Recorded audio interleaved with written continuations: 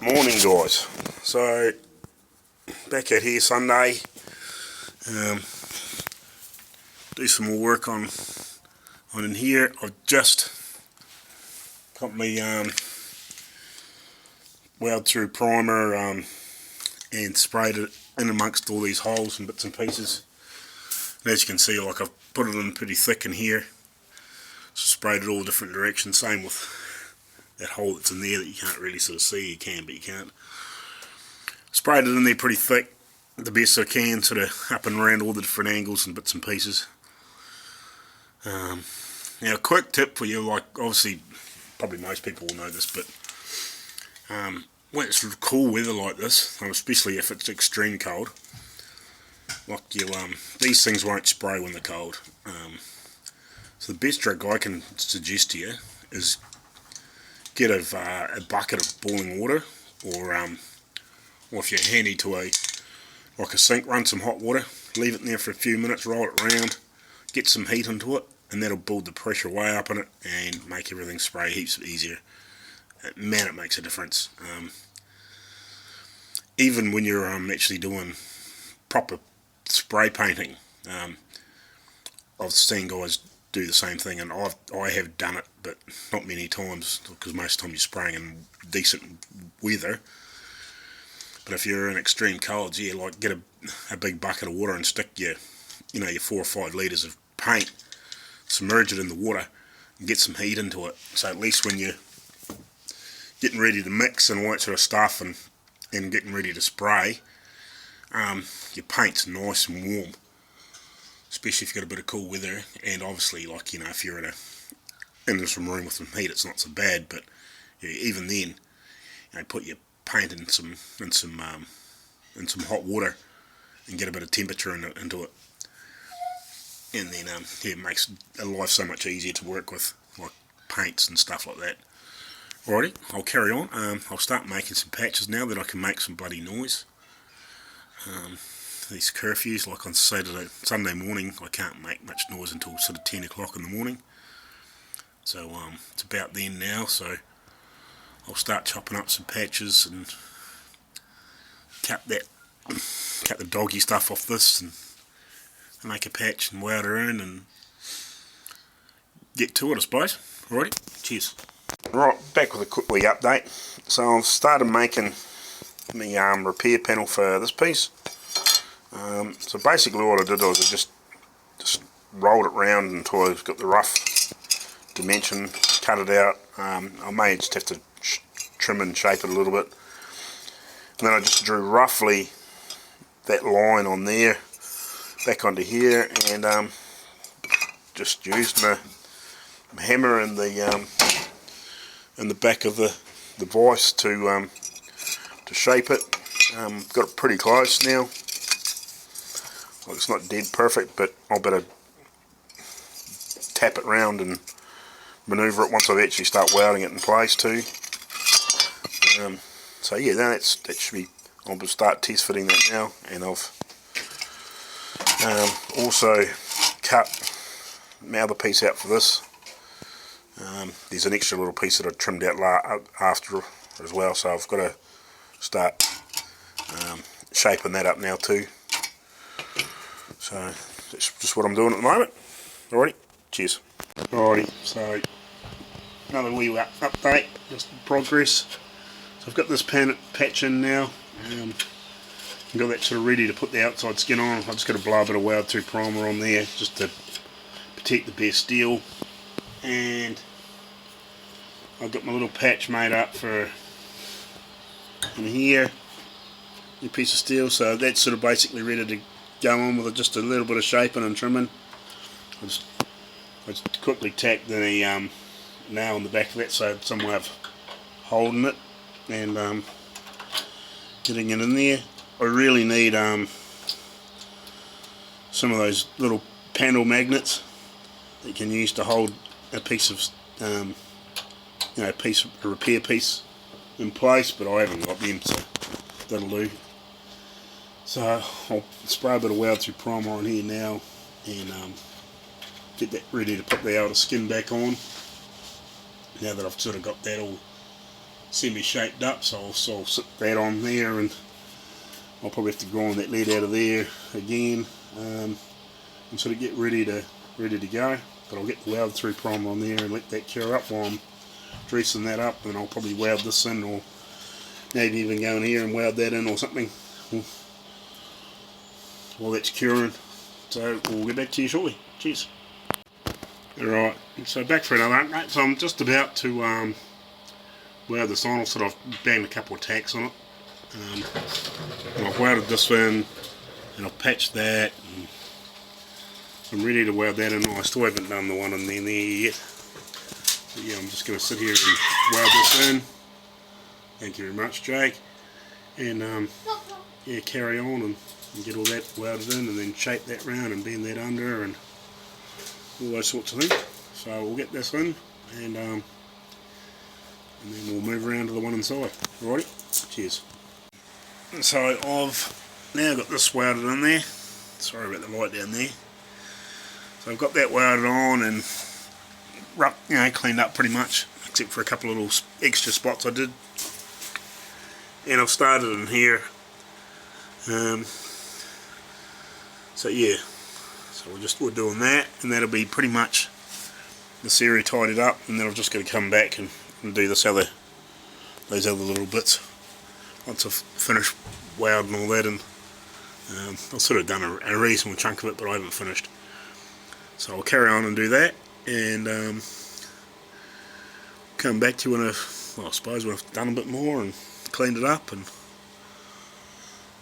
I'm not sure what I'll do after that. Probably maybe take a door off, or I might, what is it, about 3:30 now, so by the time I tidy that up and do a little bit around the back of this wheel arch, that'll probably be me for the day, I reckon.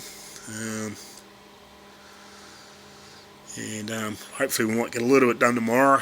I might have a go at that front door, or at least get into it and have a look and see what I've got to do in there, and see what I've got to clean up. Anyway, we'll carry on, and we'll do some more. Cheers.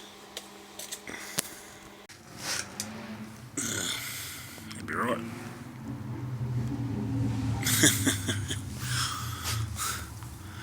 So, sort of final sort of update for the day.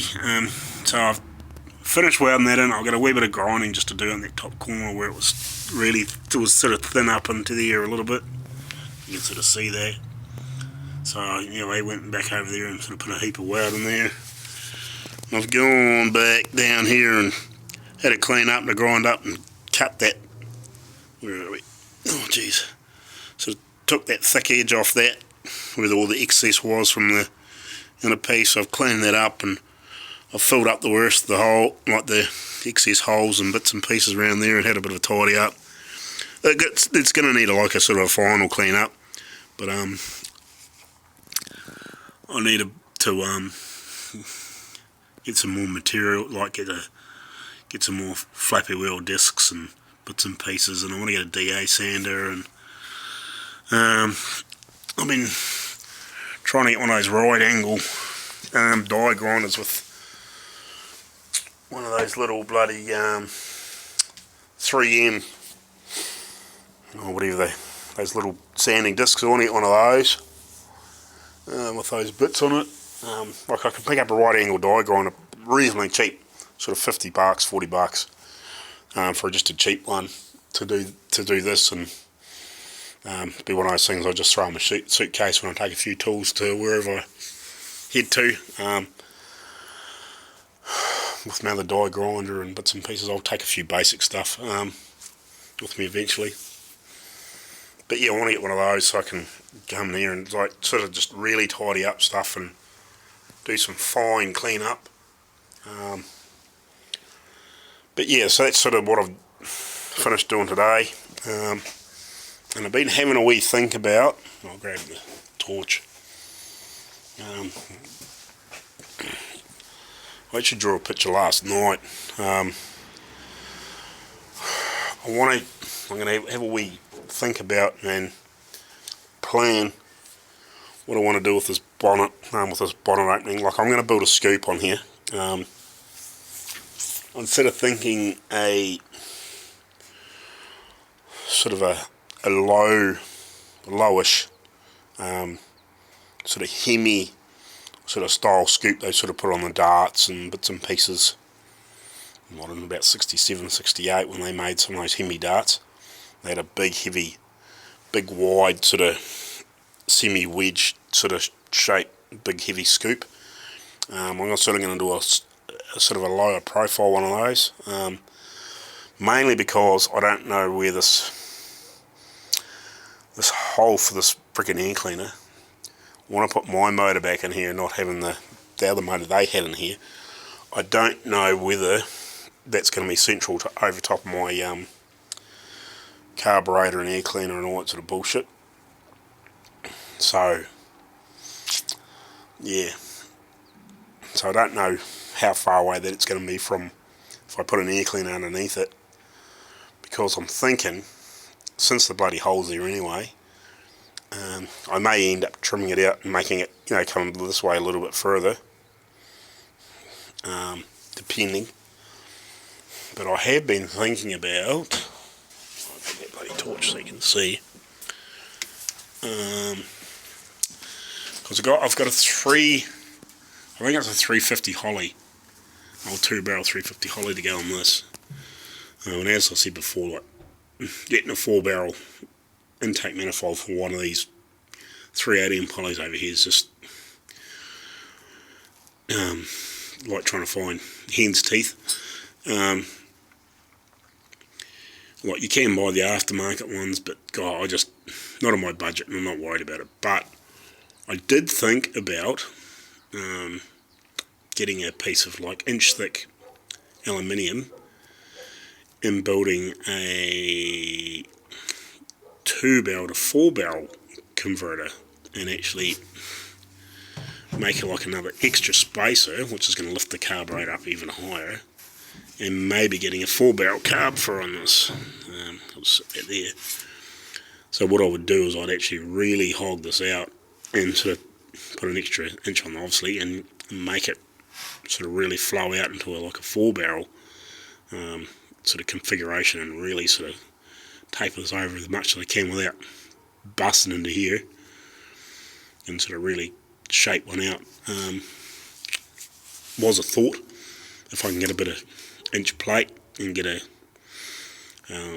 maybe get so I can pick up like a 500 4-barrel or even a 600 4-barrel and put on top, and maybe so we can get a big extra airflow through here and sort of shape this a bit more and make it a bit more open. So that I'll just stick with the 350 and just get it running, which will probably what will happen. But that was another thought I'd thought about doing. Just depends.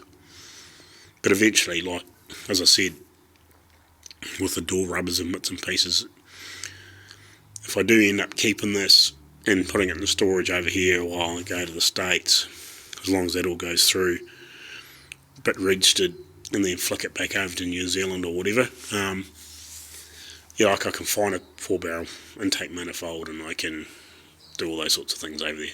But anyway, so that'll wrap the day up, because I'm sick of lying on the ground in crazy positions underneath here, trying to weld and get burnt and all the other fun things.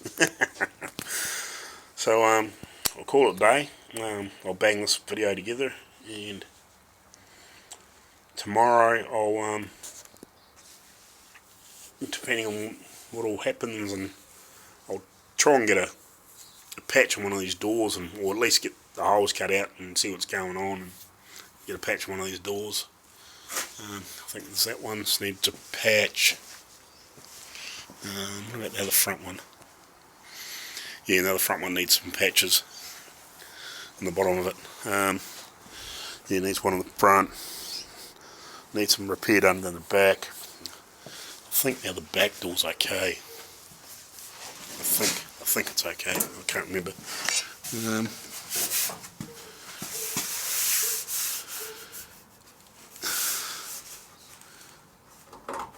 Yeah, I think it's okay. I just sort of can't really sort of see too well.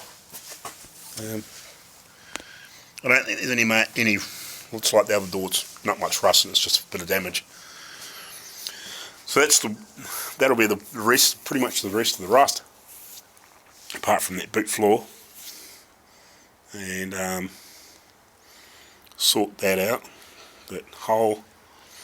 Oh, and there's a couple of little pinholes in the... Most of the holes in the floor are actually from screw holes when they try to frickin' hold carpet down, but there's a couple of, in one of those channels, like there's a couple of holes there to tidy up and bits and pieces, but the rest of it when I come through here and I want to put one of those sort of heavy coatings of shit in here, try and sort of sound dead in the floor and all that sort of stuff, so when I do all that, that'll fill up any of these bloody screw holes and bits and pieces. So that'll do.